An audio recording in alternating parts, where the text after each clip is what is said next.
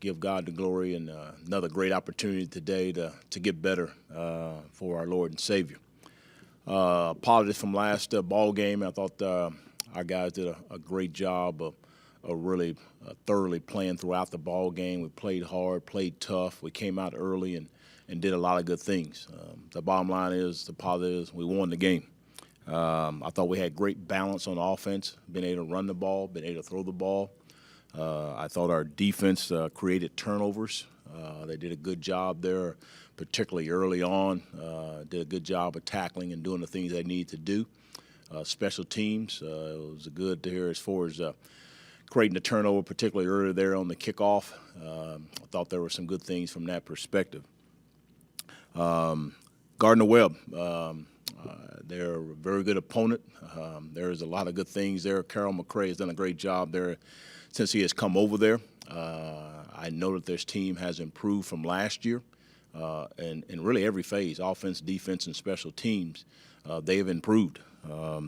Defensively, they're number one in the conference in scoring defense. Chad Jeter, they have outstanding linebackers. Chad Jeter has been a very, very good football player for a long time there. He's a senior, and he's averaging about 11 tackles a game. He's number 11 in the country in total tackles. And so their defense has done a fantastic job so far this year doing some good things. Then offensively, Maxwell there, Tyrell, again, he's number one in total offense. When you say number one in total offense in our conference, we do have some very good football players, and he's leading the conference right now after 8 ball games in total offense. He's also leading the conference in passing yards per completion. I mean, that's outstanding, number 14 in the country in that area. Then I think the thing that's made the big difference in their team this year, they have him as in Tyrell there, Maxwell. Then they also have a running back, Khalil Lewis. He's number one in the nation in touchdowns. And so it's just amazing how they have so many good people and good stats, not only from a conference standpoint, but also nationally. Again, he's number 4 in the nation in rushing yards, almost have 1,000 yards, 800-plus yards rushing. He averages over 100 yards a game. And then just another area there, a game, again, their special teams, their punters, number 1 in net punting, and then overall his distance and yardage. They're number 1 in the fewest penalties on the team. They're number 1 in fewest yards in penalties. So there's a lot of statistical things, and the reason why I'm saying that they're a good football team, because those statistical things speak for itself. So we have to play our best football game like we have to do every week, and our players know that, and we got to prepare that in that sense. Injury report, Ethan Crawford is probable. Tanner Hartman's out. Malik Matthews is out. And Damon King, he is questionable for this game. I think the keys to this game, and we're really going to talk a lot, is the big thing is defensively particularly. We must limit them in explosive plays. If I had to say one area overall in the whole season where we need to improve on is explosive plays as far as our defense. And, again, you may say, well, what's that number? Well, we kind of do it more in 1 in every 20 plays. So if they got 80 plays, we want to hopefully have less than 4 big plays. And we talk about big plays, we're talking about 20 yards. If they have any gains of over 20 yards, that's not a good thing for us. Offense, we must maintain a balanced attack.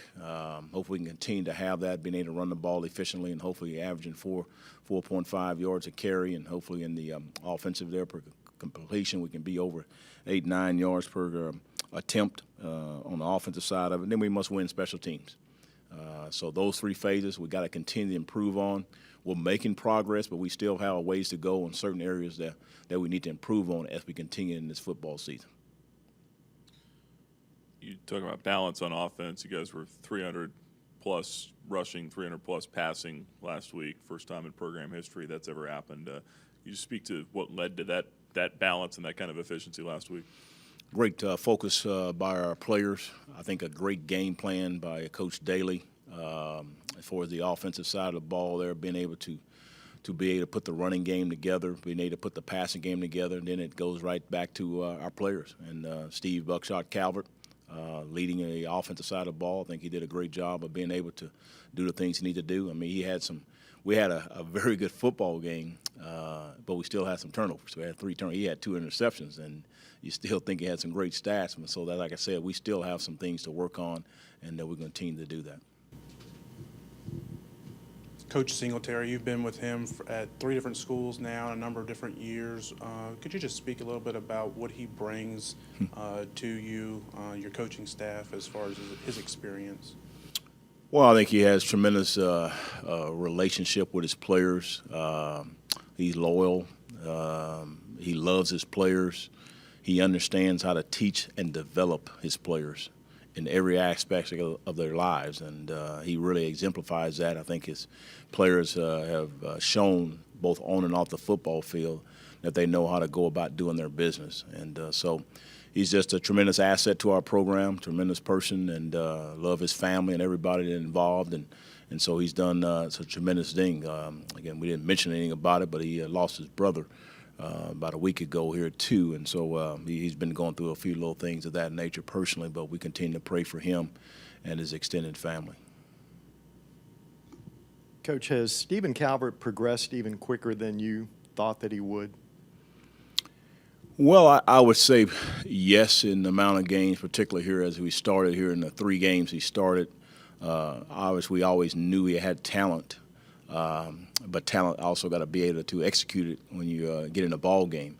So I think the way that he's been able to take care of the ball for the most part, been able to lead our team, been able to put points on the board, been able to have our players be better than what they have been. So he's done all the things that we've asked him to do, and he's done it in a short period of time. So I am a little bit surprised to a certain extent in a short period of time, but I'm excited about it. And hopefully he can continue to do that. Tyrell Maxwell really burned you guys last year. I was listening to a little bit of Joe Mowgli the other day when they were getting ready to play him. He said that he does a really good job riding his fakes. Is that something you've noticed with him, and what really makes him go? What have you guys got to do to slow him down? Well, we go back to all the things that we excuse me, that we talk about as our eyes. If our guys don't have our eyes in the right spot, then he's going to be exploited, our defense. He's shown that. I think he's really improved this year, and particularly in his reads, particularly also in him being able to throw the ball. That's probably the biggest thing is, man, he's improved in his accuracy, and that makes it even more dangerous to do the things that he's able to do. So, but we gotta make sure we play with our eyes and get our eyes at the right spot, the way our coaches have been telling us or telling our players. And so if we stay focused and stay in tune to what we need to do, and then you got to tackle well, those are the keys. Offensive line, you finally had a little bit of continuity there the last 2 weeks, same group starting. Looks like you'll have that again going this week. When you went back and watched the film, how did they grade out in their performance Saturday? Overall, they graded out pretty good. They all had, a few little mistakes as far as mental mistakes as far as that goes. We always talk about the mental aspect of it. So I thought that they played well. They played hard. They got after pretty good. So when you don't have as many mental mistakes and you say what that number is, obviously it depends on how many snaps they get. They got over 70-something snaps there this last ball game, some of them 80, right around 80. And so when you get maybe 2 to 3, that's a pretty good day. And you don't want those 2 or 3 maybe in a crucial situation. And so they're playing better together. We hope we can continue that, and I'm pleased the way Coach Wagner has really done a fantastic job, because every day, every day or every week, we kind of keep having a whole lot of dialogue and conversations. How do we need to go about doing that? And so it's great to see that our staff has done a fantastic job of getting our guys to execute on the football field as offensive linemen. Coach Todd Macon had a big game Saturday. What do you think that outburst will do as far as his confidence and his productivity the rest of the season?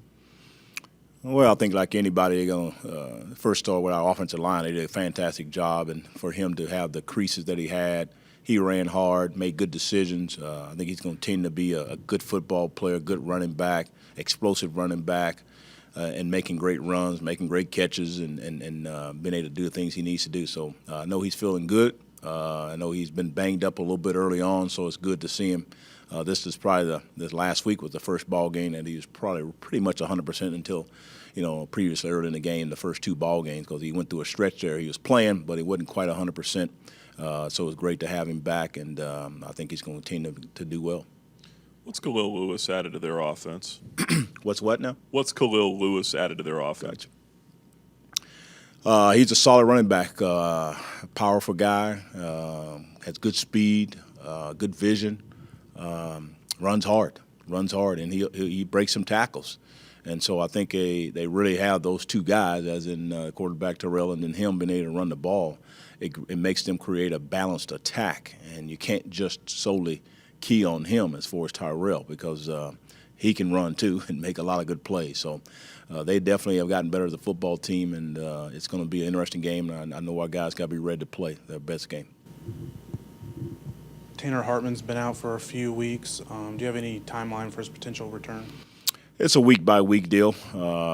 It's upper body there for him, and we're just trying to figure out the best scenario. We're going to be always going safety. That's up to the doctors, and they make those decisions. I always ask him, is he able to go? If he's not able to go, and at this point in time, he's unable to go.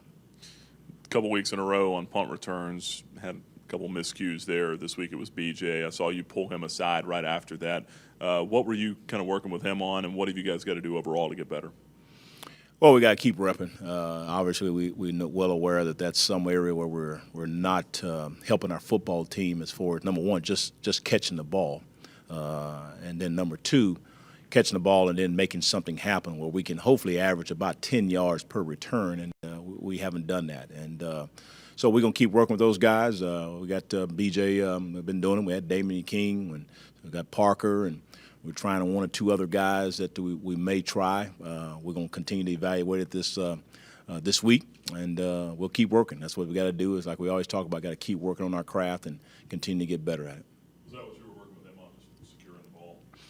No, just talking about him, how he saw it, and making his reaction to being able to catch it. And also the wind factor is going to be an issue now as we move into the season, October, November. You're going to have the ball going to be a little bit more moving all over the place. And so if there's a situation where you don't have a good feel of it, then let it go. And particularly in that case, the ball kind of took a real good wind to it and was going toward the sideline. Then if you don't feel comfortable with it, then let it go, and then you got to make a call. So that's the other thing is we got to communicate. If you're not going to touch it, then you got to communicate and make your calls. So therefore, everybody gets out of the way. So we're working on all those things, and we'll stay encouraged, and we'll go from there. Coach Gardner-Webb beat you at their place last year. Is that something you even mention this week to your team, or do you have to? No, I don't really have to. It is what it is there. Well, we've got to have a short memory. You got to move on and get better as a football team, and it's this year. Last year was last year. Yeah, they may have some similar players. We got similar players, but we're right now trying to work on our football team, and we're trying to get better than we were yesterday. We're trying to get better than we were last week, and that's all we're focused on. Definitely excited that we got the win. Very excited about how our young men persevered. I thought the first half we played pretty well. Second half, starting the third quarter, first two series did a very nice job. And then, honestly, I think the young men got complacent. And, of course, when you get complacent against a very well-coached team like Monmouth, you can get exposed. At the end of the game, definitely challenged our young men we have to put together 4 quarters. That's the key. We got to put together 4 quarters to have 6 3-and-outs, create turnovers. For the most part, I felt good the direction we were going into the second half. To come out in the third quarter and get a little lackadaisical, homecoming, losing a little focus, I think we saw the consequences of that. We have to stay locked in for a full 60 minutes. And that's the challenge for our young men this week, is that we got to stay locked in to make sure that we start from the beginning of the game to the end of the game. When you look at Gardner-Webb, definitely a very improved team. Really, Tyrell Maxwell has really improved from when I first went against him in 2014 until this season. He's definitely leading that team, and definitely excited about the opportunity to play this team again. But, it's going to be about us. That's what I challenged our young men again this week. We got to get back to just staying locked in. Our guys play hard, and I think they're going to be up for the challenge against Gardner-Webb. And at this time, I'll take any questions. Talking about Maxwell specifically, Coach Gill said eyes are very important this week. Joe Moglia was saying he does a really good job riding his fakes. I mean, is that something that you're really addressing with your team? Yes, sir. It definitely boils down to our guys with their eye progression, going through the proper reads, really from the back seven, linebackers and secondary. We're going to have to do a great job with our eyes. I think playing a couple of teams of Jacksonville and Kennesaw State, what I'm hoping is that now they're acclimated. No more excuses, no coach to speed. I think as they continue to study film, I feel very confident that we will have the eyes in the right place. Coach, you've worked with Coach Singletary quite a bit, a couple different schools. What does he bring as far as his experience? He's been in the NFL and all that. What does he bring as far as his experience level to your coaching staff? Well, I think he brings the ability of knowing that he's seen it all.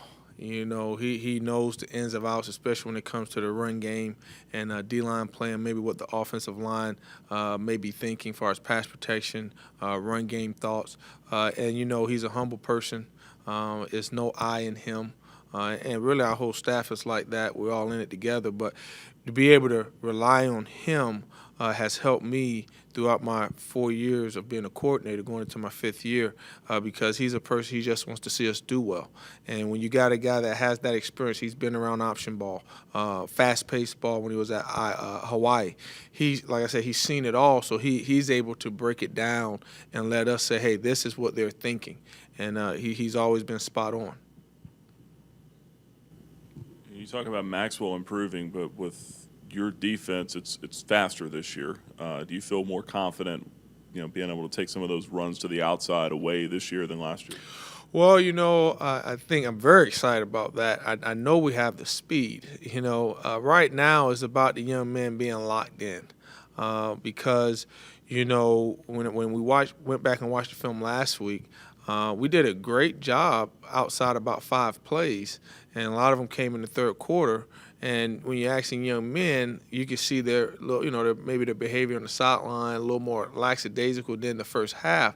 And you try to, let these young men know, hey, this is 30 more minutes left to play in football.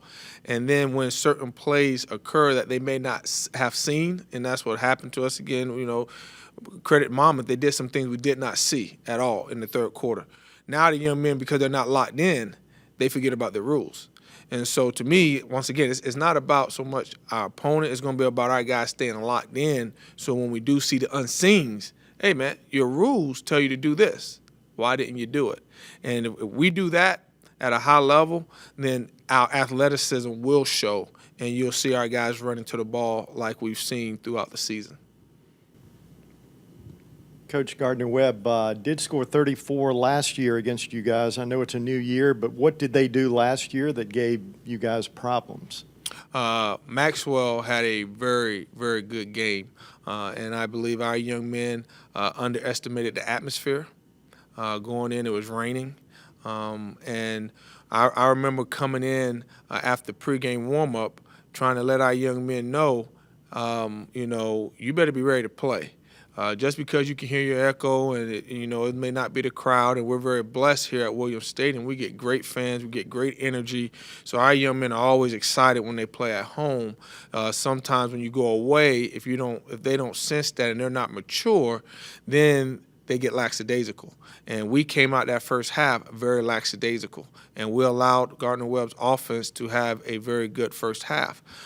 Second half, they woke up, but unfortunately, we didn't do what we needed to do in the first half to carry over like we did in the second half. And so I think our young men are very excited about the opportunity to go against this team, and let's put together 60 minutes of our style of football. We've talked about it several times this year. These guys come to you. They're talking football. They're wanting to be coached up. They're wanting to get better. There's something when you get a big league like that, though, in the second half. Mm-hmm. It's kind of a natural thing. How do you combat it? Well, a lot of it boils down to maturity. I'm out there looking on the field, and at one point we had only 2 seniors on the field, and then we had 8 guys that have 2 more years after this.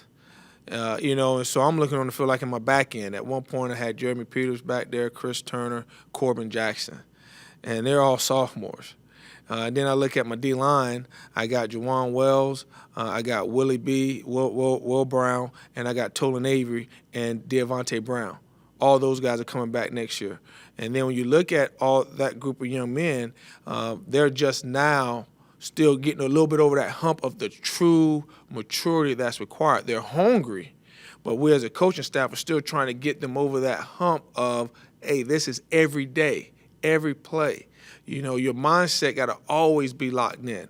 And with all the different distractions that young men face, in my years of coaching, each year is getting a little harder and harder for you to really get these young men to understand the magnitude and the effort that's required to stay at a consistent level mentally to be prepared. And like you said, when it comes to game day, once you get a big lead, now mom and dad, where they at? Where everybody at? You know, that comes a little bit more enticing, whereas when you're locked in because you know the score is a little closer.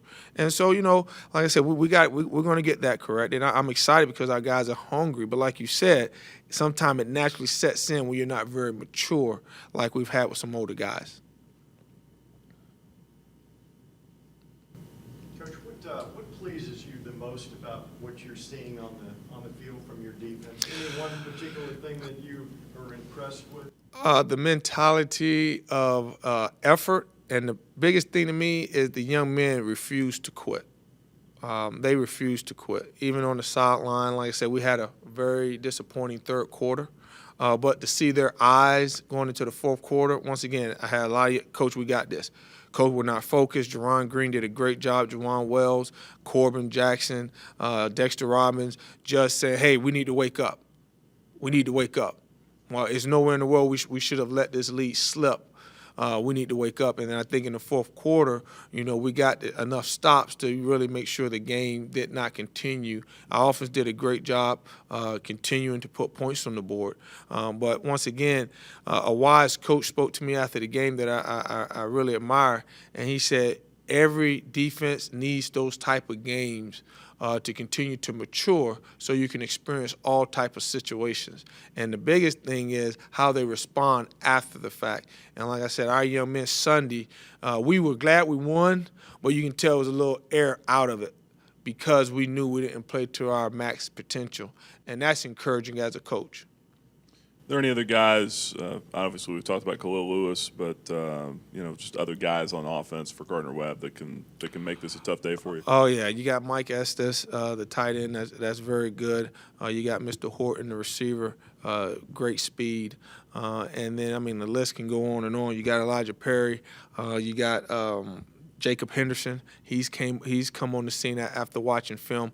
So credit to the coaching staff, in my opinion. They've done a great job of recruiting because you're seeing them get better each year.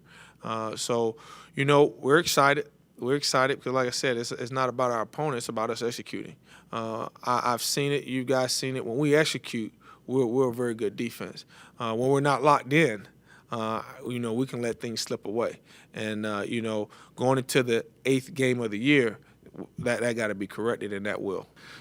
Just to recap the Monmouth game, I thought our guys did a really good job of executing, you know, the plays, you know, that we dialed up, play in and play out.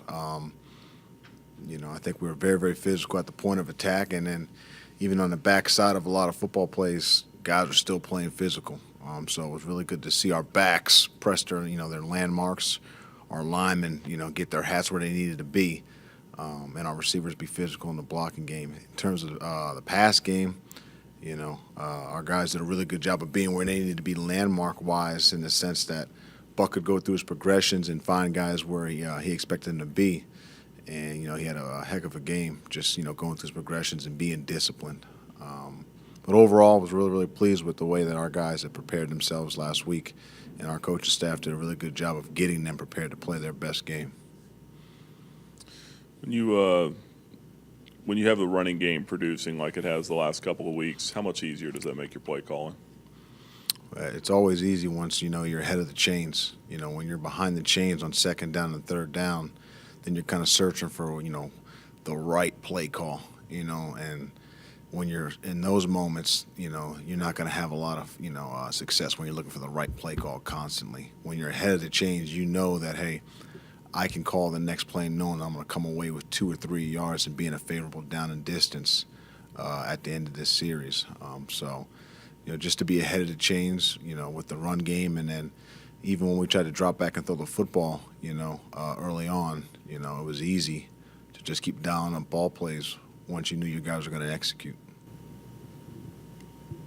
Buckshot's got 7 games under his belt now, 3 games as a starter. Where is he in terms of grasping the offense and being able to comprehend everything you want him to be able to do? I think he's done a really good job of taking what we've incrementally put in his plate, so to speak, and digesting it. And each week we've piled on just a little bit more, and he has phenomenal retention. Every once in a while there's a hiccup, but he's a quick learner. He'll make one mistake, and then he'll never really make the same mistake again. And so, we always say that, hey, the more experience he has week in and week out with tough and difficult situations, the better he's going to be at the end of this season and in the future.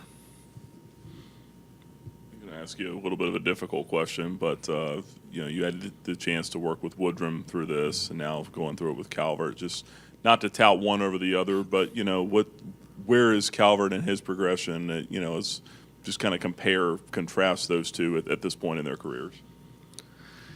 Well, to answer it, fully, it wouldn't be fair in the sense that Woodrum had 1 season to redshirt.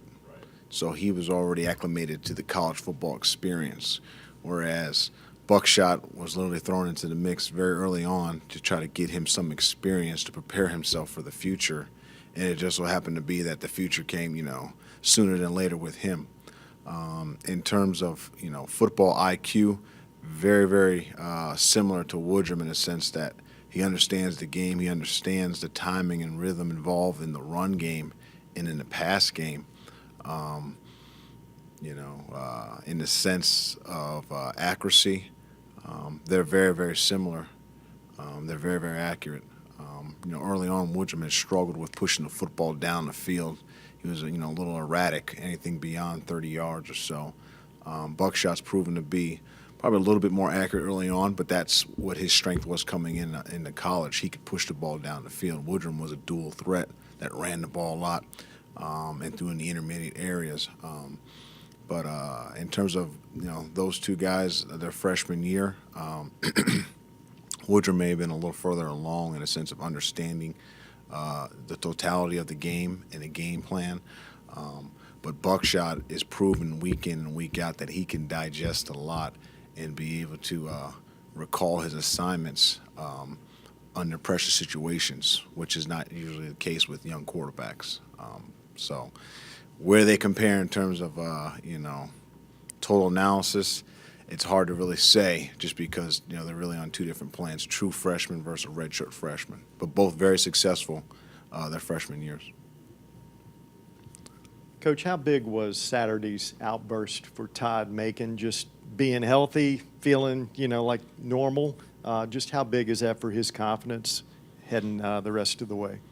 Well, being the starter week in and week out and then having to, sit out a game probably hurt him a little bit spiritually just because, he's used to carrying the ball a bunch and then seeing his other guys have success kind of made him a little more eager. And so to get him back into the mix against Kennesaw and then doing so again this past week was huge in the sense that now this entire running back group knows that, no matter who's in, they're going to produce.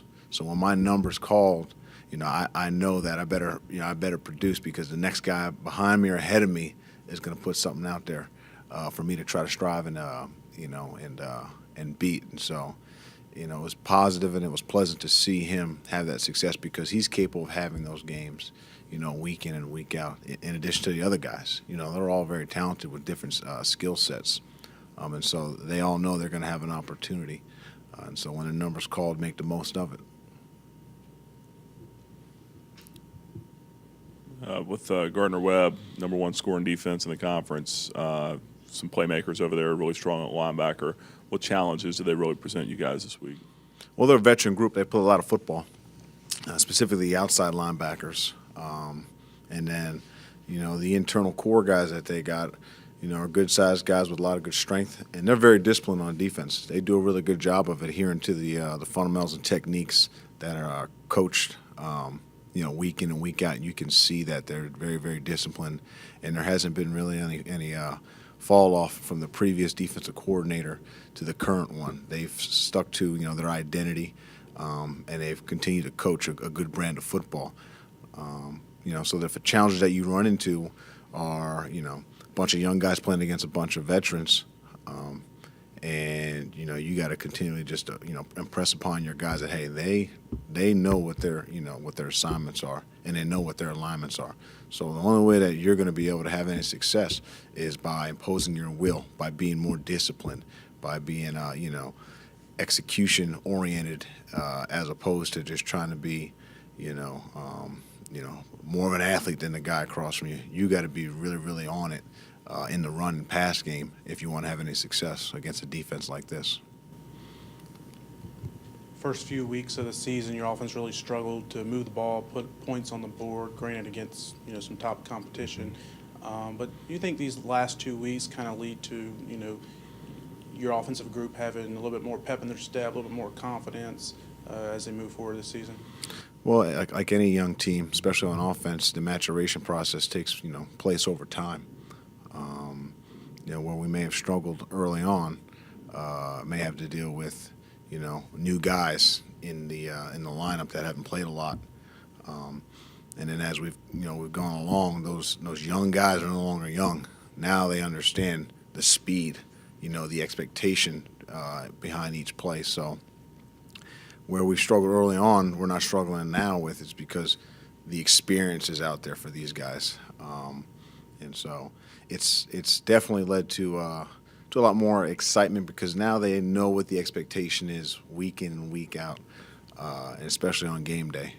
That hey, my number's going to get called. I know this for a fact now because for 7 straight weeks, coach has said this, and the ball's come my way or a run has come my way, and I was called upon to demonstrate that I knew what I was supposed to do and execute. And I feel really good about our offensive group understanding what the expectation is. Something I forgot to ask Coach Gill. Maybe it's more of a question for him. I don't know, but just with Stephon, obviously in a backup role now. But has there been any discussion about trying to maybe use him in other ways just to get him on the field, use his athleticism? Has there been any talk about that? Well, that's always been in the air of discourse in the sense that what ways can we use our athletes, the guys that are in a backup role, who are young, that may not get any experience within the normal game plan. Like we used him in years past in different ways. That package, like we said from early on, is always going to be in. You just never know when you're going to need it or use it. But just to answer your question directly, it's always been part of the plan. It's just right place, right time, the right situation, the right opponent, so on and so forth. Antonio Gandy-Gold, another young guy who's kind of come on the last few weeks, got in the end zone a couple times. What does he bring to the wide receiver core and the offense as a whole? Well, he's got phenomenal presence. He's a very, very, very well-built young man who has a unique presence in the sense that his personality is very unique. Guys really enjoy being around him. He's a big kid is what we say, man. He's full of energy. He has a lot of passion. He loves the game of football. And he's very, very talented in the sense that he has sure hands.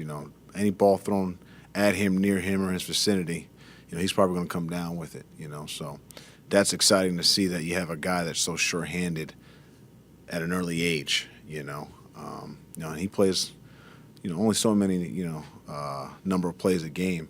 And, he's usually 2, 3, 4 catches a game. And last week, he came up crucial in a third down situation. We had 3rd and 13 or 14, turned into a scramble situation. He ran down the sideline and made a great play. And then we were 3rd and 4 from the opponent 5, I want to say it was, or 4, excuse me. And he ran a phenomenal route in the back of the end zone and caught a dig. So to be a young guy so early on, having so much success is huge, for his future. You piled up a lot of yards Saturday, total yards. Was that by far your most complete game on offense, and how do you explain that it happened on Saturday? Yeah, if statistically you can say that we played our best game in the run, pass, and screen game for sure. Going into the football game, we knew that they had a different flavor when they would play us in years past, and so we had to be prepared for a number of different looks. And so, we peppered our guys last week with a number of different defensive alignments going into the game, expecting to get certain things for certain types of runs, and sure enough, they did that. And so our guys were well prepared for a lot of things that they threw at us. And I think that's just, that attributes to our guys believing in what we're trying to coach, on offense, in a sense that if you take the proper footwork, you understand where you relate to the football and where it's going, and you trust the coaching and the guys around you, no matter what play we call, you're going to have success because you believe in it.